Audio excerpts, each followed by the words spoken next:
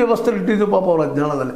ಅಂಥವ್ರಿಗೆ ಅವ್ರು ಶಿಕ್ಷಣ ಕೊಡಿಸ್ಬೇಕು, ಶಾಣರ ಮಾಡಬೇಕು. ಅದು ಅವ್ರಿಗೆ ಗೊತ್ತಾಗಿದ್ದು ಅಂಬೇಡ್ಕರ್ ಅವ್ರಿಗೆ ಯಾವಾಗಂದ್ರೆ ಸ್ವತಃ ತಾವು ಶಿಕ್ಷಣ ಕಲಿತಾಗ ಅದ್ರ ಮಹತ್ವ ಗೊತ್ತಾಗಿದ್ದು. ಹೌದು, ಇದಕ್ಕೆ ಪರಿಹಾರ ಒಂದೇ ಶಿಕ್ಷಣ. ಅದನ್ನೇ ಇವತ್ತು ವರಾಡಿ ಅವ್ರು ಭಾಳ ಸುಂದರವಾಗಿ ಹೇಳಿದ್ದಾರೆ. ಆ ಸಂದರ್ಭದಲ್ಲೇ ನಾ ಏನಾದರೂ ಇವತ್ತು ಈ ಹಂತಕ್ಕೆ ಬಂದರೆ ನನ್ನ ಶಿಕ್ಷಣ ಕಾರಣ ಅಂತೇಳಿ. ಶಿಕ್ಷಣ ಬಹಳ ಮಹತ್ವದ್ದು ರೀ. ಅದಕ್ಕೆ ಅಂಬೇಡ್ಕರ್ ಅವ್ರು ಬಯಸಿದ್ದು ಒಂದು ಶಿಕ್ಷಣ, ಎರಡನೇದು ಆರೋಗ್ಯ. ಇವೆರಡು ಕೊಟ್ಟುಬಿಟ್ರೆ ಸಾಕು, ದೇಶ ಉದ್ಧಾರ ಆಗ್ತದೆ ಅನ್ನೋದು ಖಚಿತವಾದ ಅಭಿಪ್ರಾಯ ಅವರು.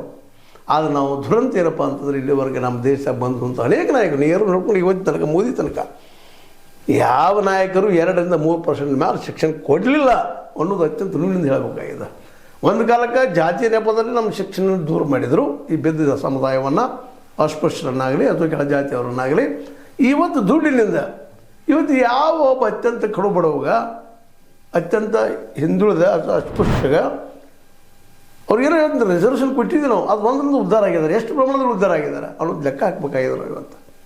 ಹೌದು, ನಮ್ಮಲ್ಲಿ ಒಂದೊಂದು ನೀವು ತಾಲೂಕು ಒಂದು ಹಳ್ಳಿನ ತೆಗಿತಾಕೊಳ್ತಾ ಹೋಗ್ರಿ. ಒಂದು ಹಳ್ಳಿಯಲ್ಲಿ ಎಷ್ಟು ಜನ ಬೇಡ, ಒಂದು ತಾಲೂಕಿನಲ್ಲಿ ಎಷ್ಟು ಜನ ಇವತ್ತು MBBS SC ಎಷ್ಟು ಜನ ಇದ್ದಾರೆ, ಇದನ್ನು ನಾವು ಇದು ನೋಡಬೇಕಾಗಿದೆ. ಕೆಳ ಜಾತಿ ಎಷ್ಟು ಜನ ಇದ್ದಾರಪ್ಪ, ಒಂದು ಜಿಲ್ಲೆಯಲ್ಲಿ ಎಷ್ಟು ಜನ ಇದ್ದಾರೆ, ಎಷ್ಟು ಜನ ಪಾಸ್ ಆಗಿದ್ದಾರೆ. ರಿಸರ್ವೇಷನ್ ಐತೆ ಗೊತ್ತಿಲ್ಲ ಅಂತಲ್ಲ, 17% ಜನ ಇದ್ದಾರೆ ಇಲ್ಲೇ.